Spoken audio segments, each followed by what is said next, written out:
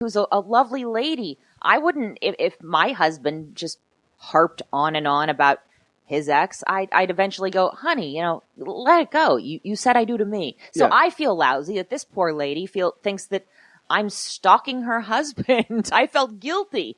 At any rate, yes, he broke up with me, and then I was, as I said, just a catatonic wreck. And my mother was like dressing me in feet. I was disgusting. And so I was going to work every day, and on a TV show called Las Vegas. Okay. And I got up in the morning to go to work. My mom was like actually tying my shoes for me, like a special kid. And she said, "Who's your guest star this week?" And I said, "This actor named Jay Mohr." And I was vaguely familiar with him. I'd never met him. And my mom, as I kissed her, goodbye, I'll see you later tonight, she goes, "He's going to fall in love with you." There's another side of that story. What's yes, that? there is. The side of that story where I turned Las Vegas down twice? Turns Las Vegas down twice before, and I came to him with another offer of the show, and I don't know what happened or why you decided to. He heard I'd gotten dumped. But he'd heard he'd gotten dumped. I agreed to finally be a guest star in Las Vegas. And there were cooler episodes. John Lovitz did the episode, Smodcast. He's corrupt. I'm Snoop. John Lovitz did the episode. I really want to be Rage, by the way. Huh? I really want to be Rage. Rage is awesome. She's the best. Murderer. Go home and do my wifey shit. He don't know that I'm a murderer. Word. Yo. Rat-a-tat-tat. Never hesitate to put. So, really quickly, John Lovitz did the episode I turned down where he's the guy that can't lose and they got to get him out of the casino. So I find out through the grapevine, because comics just talk. It's the goddamn snitch network of comics. They're worse than any. And especially when it's Bob. They're worse than Real Housewives. They're so gossipy. Especially when it's Bob and Nick, where America was like, what the fuck is going on? How the hell honey, you knew who I was. I knew who you were because when I did the Jeff Foxworthy show, you were doing Unhappily Ever After, and our stages were next to each other, and you were 16 years old, and you used to walk past me. I don't know how I did. My trailer, and I used to masturbate. I don't know how I did. Yeah. And then I would go home going, I can't believe I just masturbated to a 16-year-old. I'm going to hell.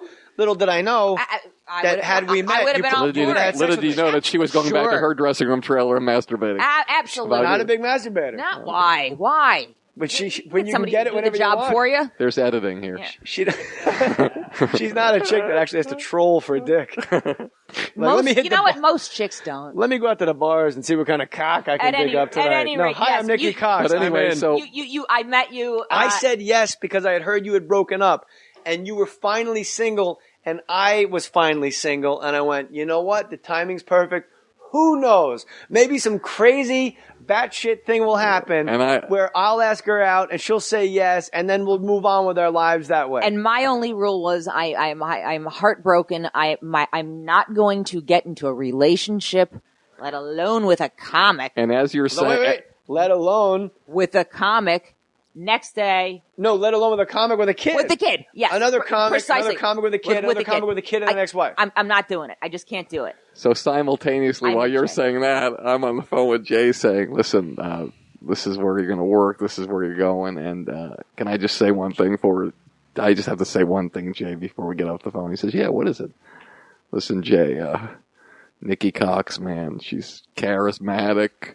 She's beautiful. And, you're gonna fall in love with her, and you gotta please. He knows.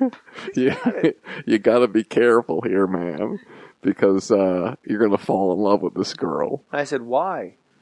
In a word. You said why, and I said, and now this is horrible because I'm going blank, so I'm gonna have you do it as me. She's dynamic. And I'm like, fucking what is she, Wonder Woman? Like, who describes a woman as dynamic? Barry Katz. That's who. And at our wedding, the best thing you said, and we'll come right back to it, 2 seconds. He goes, Jay, you're first class. Nikki, you're world class. And the place was like, the place was like, fuck yeah, let's get this shit going. Katz was the only. Except for your parents who were like, oh, your son is just first class. It was great. Everyone adored it. So I agreed to do the show because you were single. Right. And we walked out on set, and the first scene we had to do, my character asked Mary Connolly to marry him. And I'm going, marry me. And in my eyes, I'm going, no, fucking marry me. Like, for real. We got to get this going. This is crazy because it's the most beautiful woman I've ever seen in my life. And she's hilarious. She's got a mouth like a trucker. And it's like when you have shorthand with comics, like she just knows all the beats. And I look at her in between takes and me trying to be like super funny guy. Like, I know, I'll impress her with jokes. She doesn't know anything about comedy. She lived with a comic for 8 years. I go, hey, am I supposed to look right down the barrel of the camera or do I look at you?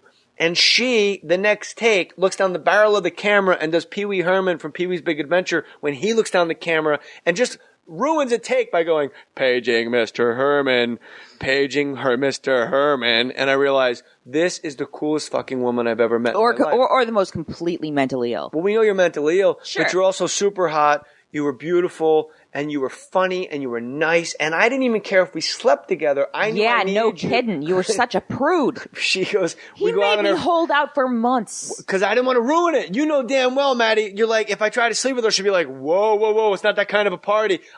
This is how in love with her I was. If I was the guy that she calls at 3 a.m. and wakes me up to tell me how the guy she's fucking is an asshole, I was perfectly happy with it because I knew if I walked down the street with her, people might assume I was having sex with her, and I was okay with that. So we do the show, we date. Now this is 6 weeks after Bob has dumped Nikki Cox. So, to put this all into a tiny eggshell here and to sort of wrap this all up. I can wrap it up. One of the last things that Bob said to listeners or what have you is that he found out that he was broken up when he called my hotel and I was sleeping with Jay Mohr. And I mean, it makes for a hell of a story, I suppose, but it's entirely false because I had been dating Jay for a few weeks. He'd found out that I was dating Jay from my mother. He called my mother, said, where is she? And my mom gave him my phone number in Vegas and said, she's with Jay. They're on a date. Because if I don't get back with her, I will kill myself. Whatever. You know, I wasn't there for that part, and I'm not going to, I don't I'm know guessing. I don't know what he All said. right. I wasn't there, and I'm not going to be creepy. At any rate, I just. That's what I would have said. That's all. Well, I loved him very much, and I'm bummed that he thinks I suck so bad. But what are you gonna do, man?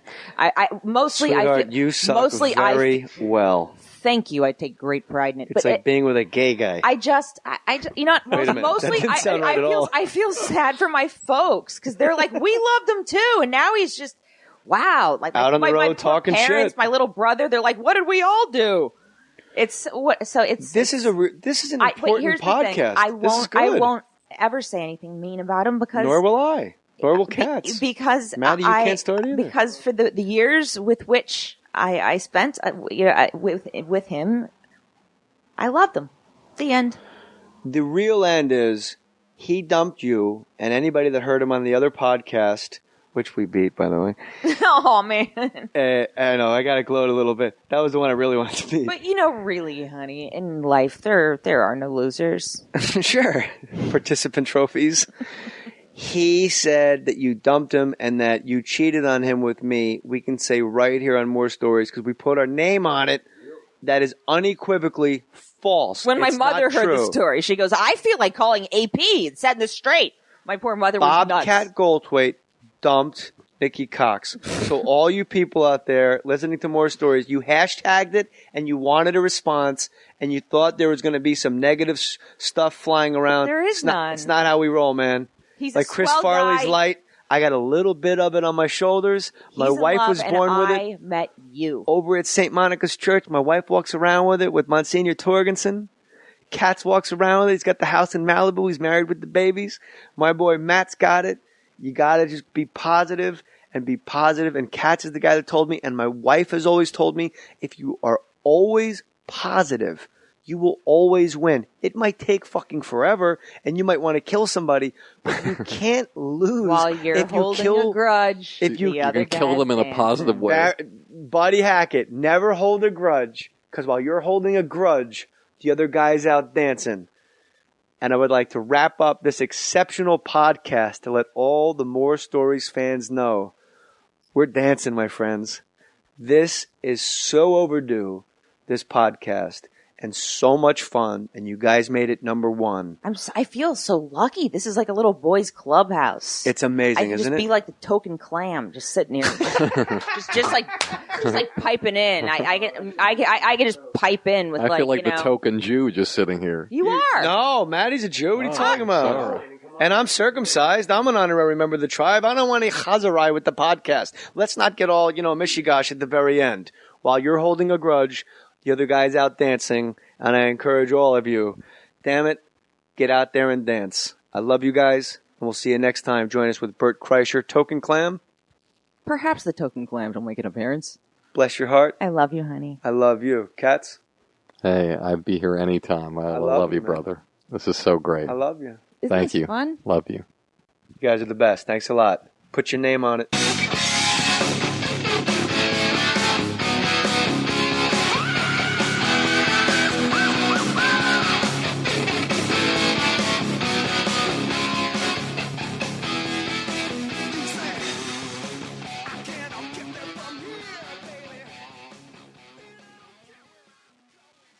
Find more funny shit like this at smodcast.com.